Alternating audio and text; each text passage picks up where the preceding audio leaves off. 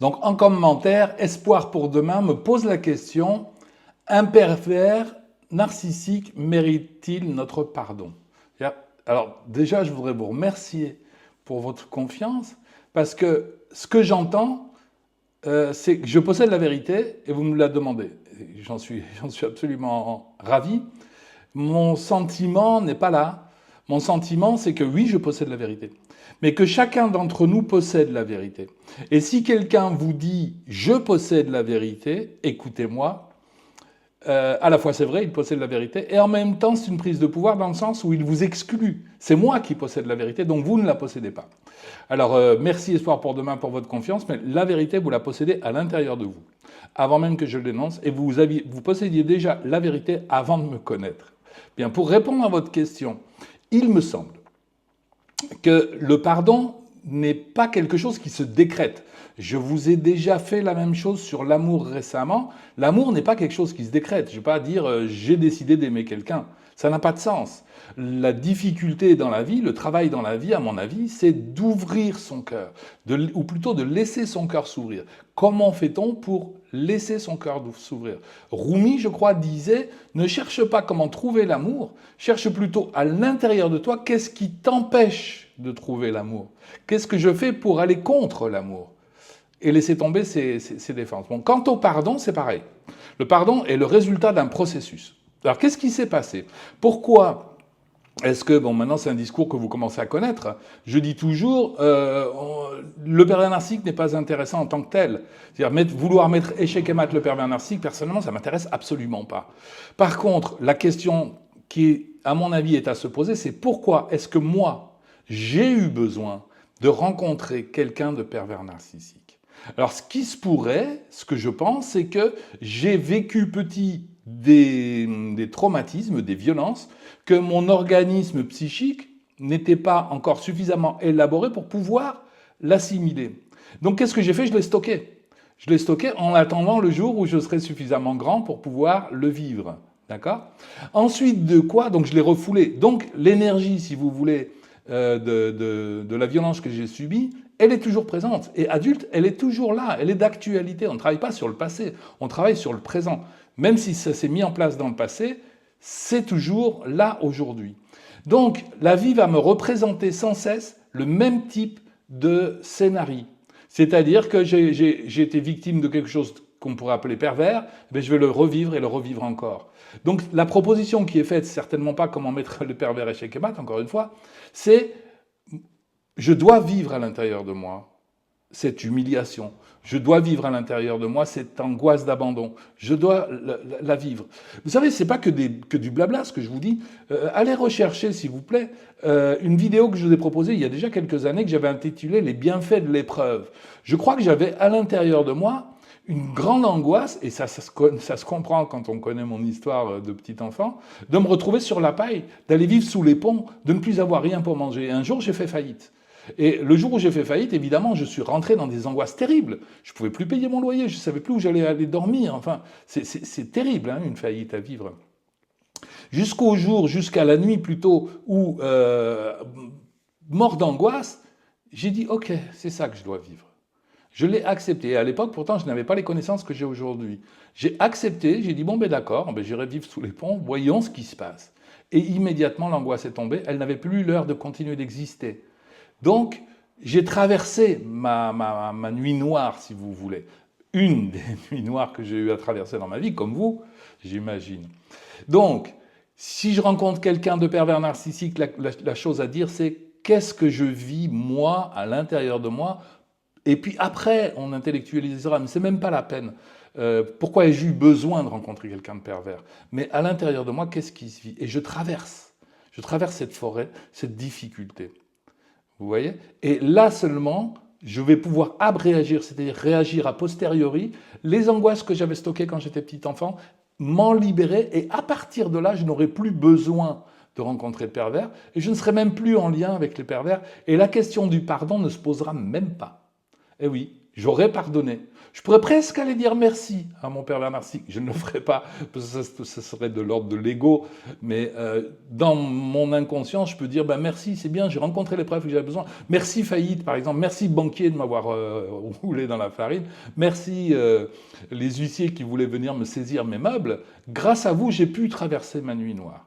Et donc en sortir, c'est-à-dire traverser ma forêt pour sortir de l'autre côté, parce que j'avais vécu ce que j'avais à vivre.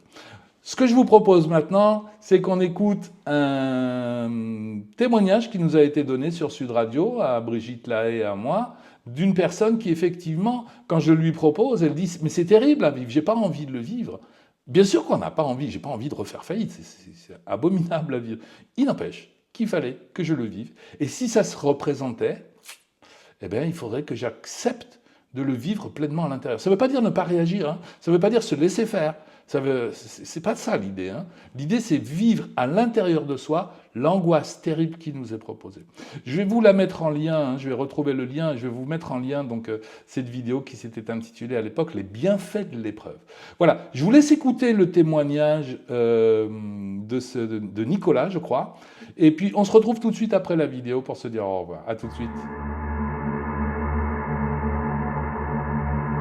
Bonjour Nicolas. Bonjour Brigitte. Et Jean-Charles, il a pas vous ne dites pas bonjour à Jean-Charles, c'est pas gentil pas, ça. Nicolas, il m'aime pas. Bonjour Jean-Charles. C'est une violence invisible. Bonjour Brigitte. Bonjour Nicolas. Bonjour. C'est toujours un plaisir de vous écouter, Brigitte, avec vos invités, et toujours un plaisir de participer. Merci. Vraiment, je vous écoute depuis quelques années et je crois que votre émission fait partie de ma plus grosse thérapie de ma vie. Voilà. Ça me fait plaisir, au moins j'aurais fait ma part, comme dit le petit colibri, pour que le monde soit meilleur, parce qu'on est meilleur quand on travaille un peu sur soi, hein, de toute façon. On devient bien meilleur.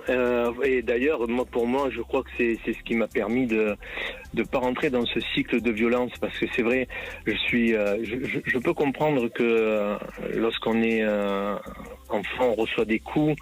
On reçoit des coups à la fois physiques et des blessures, on nous rabaisse, donc mentales aussi. Je peux comprendre qu'on puisse à nouveau se mettre en colère et continuer ce cycle. Ça, franchement, je peux le comprendre. Dans mon cas, j'ai voulu vraiment ne pas tomber dans ce travers. Je voulais vraiment ne pas tomber dans ce travers. C'était important, surtout lorsque j'ai eu ma fille. À aucun moment je me suis dit à aucun moment je vais la frapper. C'était impossible. Bien au contraire, j'ai tout fait. C'est votre père qui vous frappait, Nicolas ?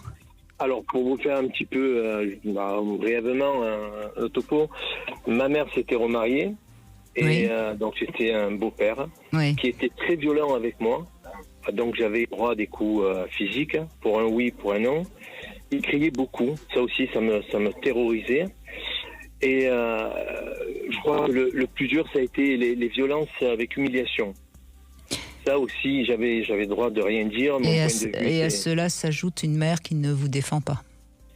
Alors, ça aussi, c'est particulier. J'ai jamais compris le pourquoi du comment, mais effectivement, il y a aussi cet abandon de ma mère. Bon, après, comment dire ça ? Aujourd'hui, j'ai coupé les ponts avec elle depuis plus de 20 ans maintenant. J'ai coupé complètement les ponts. Oui, bon, cela dit, elle a certainement sa propre histoire qui ne doit pas être très belle, et elle était une victime qui donc n'est pas capable de défendre son enfant. Hein. Je suis pas en train de l'accuser non plus, mais il faut quand même aussi entendre que c'est une violence pour vous. Quand l'autre parent ne nous défend pas, c'est une violence importante aussi. Oui, très grande. Mais ça aussi, plusieurs fois, je vous ai entendu le dire, et c'est vrai, je comprends. Mais j'accepte pas. Je n'accepte pas parce que pour moi, il y a des choses qui sont acceptables et pas acceptables, mais j'arrive à comprendre effectivement qu'elle ait pu avoir sa vie et ses raisons, et voilà. Donc ça, je mets de côté. Mais par contre, je suis convaincu qu'une personne adulte aujourd'hui, même si elle a subi dans son enfance des blessures, même quand elle est frappée, je suis convaincu qu'elle peut changer, elle peut ne pas reproduire ce cycle. Voilà. Il faut le vouloir. Alors dans mon cas, le parcours a été chaotique. Hein. Le parcours est chaotique, mais alors, il faut voir des filles. des psychiatres, des psychanalyses, des psys, tout ce que vous voulez, toute forme de psychologie possible. Jusqu'à ce que j'arrive, moi, je voulais comprendre pourquoi je réagissais comme ça. Dans un premier temps, j'ai voulu intellectualiser le pourquoi j'étais pas bien, le pourquoi je me retrouvais hypersensible à tout un tas de choses qui m'entouraient sans les maîtriser. Donc je me suis mis à lire moi-même quelques livres sur le... Par exemple, j'ai lu l'intelligence des émotions. L'intelligence émotionnelle, oui. L'intelligence émotionnelle. J'ai lu quelques livres comme ça de Jacques Salomé, des livres sur... j'ai lu le vôtre qu'on m'avait envoyé un jour. C'était pas mal aussi, j'aimais bien. En fait, j'ai pris conscience d'une chose, c'est qu'il fallait pas intellectualiser. Il fallait juste se mettre en accord avec ce que je ressentais, mes émotions. Et quand j'ai fait ça, ça va beaucoup mieux. Oui. Et est-ce qu'à un moment donné, justement, pour revenir à ce que disait Jean-Charles, à notre première auditrice, est-ce qu'à un moment donné, vous avez pu évacuer toute la tristesse de l'enfant que vous étiez ? Non. Non. Il faut le faire encore. Non, ça a été très dur et très souvent d'ailleurs, j'ai besoin de m'isoler complètement. Donc je m'isole du monde, je m'isole du bruit, je m'isole de tout. Et j'ai besoin de refaire le point comme ça, je me recharge en énergie 2-3 jours et après ça repart. Peut-être qu'il faut oser vous effondrer un petit peu. Affronter l'angoisse d'abandon. C'est-à-dire, parce que pour un tout petit, ce que vous avez dû vivre au tout début, parce qu'il y a une personne dont vous n'avez absolument pas parlé, c'est de votre père, au fait. Alors, mon père est mort. En fait, mon père, je ne l'ai pas connu. Donc, en fait, ma mère s'est mariée avec mon beau-père. Et mon père, lui aussi, quelque part, il m'a abandonné. Oui. Il m'a abandonné, je devais avoir 3 ans ou 2 ans, voilà. Et je ne l'ai plus vu. Elle est là la racine de l'angoisse, hein. C'est une angoisse d'abandon. Et c'est celle-là que vous devez rencontrer, c'est celle-là que vous devez vivre, parce qu'aujourd'hui, vous pouvez la vivre. Et quand vous vous retirez comme ça, pendant plusieurs jours pour récupérer de l'énergie, vous abandonnez tout le monde, vous la mettez en scène, cet abandon. C'est intéressant. Mais ce qui serait beaucoup plus intéressant serait de la vivre au fond de vous. Ouais, je suis abandonné, qu'est-ce qui se passe à l'intérieur de moi ? Parce que ce que vous ne pouviez pas vivre à 3 ans, aujourd'hui, vous êtes normalement capable d'y faire face. Normalement, oui. Ouais. Mais ça fait mal quand même. Hein. Ah, c'est terrible. Hein. Oui. Ça fait mal. Attendez, mais ce qu'il faut vraiment entendre, Nicolas, c'est que ça fait mal, ça fait très mal. Et plus ça va faire mal, plus ensuite vous allez aller bien. Oui. C'est ça qu'il faut entendre. Il faut oser. Vous savez, c'est un petit peu comme quand on s'est blessé. Il va falloir nettoyer. Ça va faire très très mal. Mais c'est comme ça qu'on va éviter une sorte de gangrène intérieure qui va durer pendant des mois et des années. Vous comprenez ? Oui, bien sûr. Mais j'y travaille. Oui, encore. N'ayez pas peur. Vous êtes apte aujourd'hui à aller toucher le fond. Je vais essayer, mais sachez que aujourd'hui, dans mon cas, tout est multiplié par, je ne sais pas par combien, mais au niveau émotionnel, la moindre émotion est multipliée. Je la ressens d'une façon qui est incroyable. C'est une chance ou une malchance ? C'est une chance. Alors, je vais vous dire les deux. Je vais vous dire, c'est à la fois une bénédiction et une malédiction. Parce que pour tout ce qui est beau, tout ce qui est bon, c'est fantastique, ne serait-ce qu'un coucher de soleil ou ne serait-ce que regarder le ciel le soir, c'est quelque chose d'extraordinaire. Et puis lorsque... Oui, mais merci de ce témoignage, Nicolas. Ce qu'il faut bien comprendre, c'est qu'en effet, les émotions positives, enfin, en tout cas qui nous font du bien, on a envie de les prendre, mais les émotions qui nous font du mal, si on ne les laisse pas nous traverser comme les émotions qui nous font du bien, eh bien, on les refoule et c'est comme ça qu'on se fabrique des maladies psychosomatiques. Bien Donc, sûr. Il faut aussi les traverser. Et quand on les traverse, c'est vrai que c'est pas agréable, mais après, on s'en est débarrassé. C'est important de bien le comprendre. Mais en tout cas, merci beaucoup, Nicolas, de votre témoignage. J'espère que ces vidéos sont inspirantes pour vous. Si c'est le cas, n'hésitez pas à mettre un pouce vers le haut. Je vais vous proposer prochainement un Zoom, c'est-à-dire une conférence par Internet. S'il y a des sujets que vous avez envie d'aborder, n'hésitez pas à me les proposer en commentaire. J'ai déjà quelques idées, mais on pourrait aller plus loin. Je vous donnerai très prochainement la date. Voilà, vous avez aimé la vidéo, vous mettez un pouce vers le haut. Si vous ne l'êtes pas déjà, abonnez-vous pour être tenu au courant chaque fois qu'une nouvelle vidéo sort. Et activez une petite cloche à côté pour être tenu au courant. Ben voilà, tout est dit. Et je vous dis à bientôt. Au revoir.